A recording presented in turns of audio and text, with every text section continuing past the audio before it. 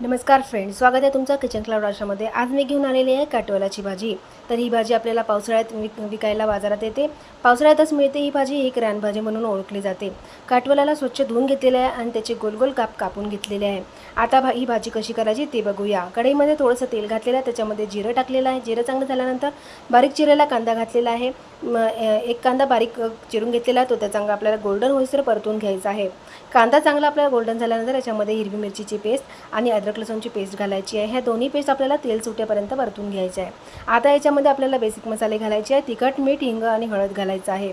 हे मसाले आपल्याला तेल सुटेपर्यंत सगळे परतून घ्यायचे आहे। तिखट मीठ तेलामध्ये चांगलं झाल्यानंतर याच्यामध्ये बारीक चिरलेला टोमॅटो टाकायचा आहे आणि तो पण चांगला आपल्याला परतून घ्यायचा आहे। टमाटरचं पाणी आपल्याला तिखट मिठात पाणी सुटलेलं दिसेल, तर अशा प्रकारे याच्यामध्ये आपल्याला बारीक ते गोलगोल कापलेले कारटुलं जे आहेत ते त्याच्यात घालायचे आहे आणि ते चांगलं मिक्स करून घ्यायचे आहे।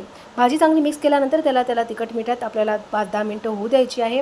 भाजी चांगली आपल्याला मंद आचेवर 5-10 मिनिटे होऊ द्यायची आहे। आता याच्यानंतर आपल्याला ही भाजी जर आपल्याला वाटली की थोडीशी झालेली आहे, तर याच्यामध्ये किंचितचं पाणी किंवा 1 चमचभर पळीभर पाणी घालायचं आणि ही भाजी पुन्हा शिजवून घ्यायची आहे।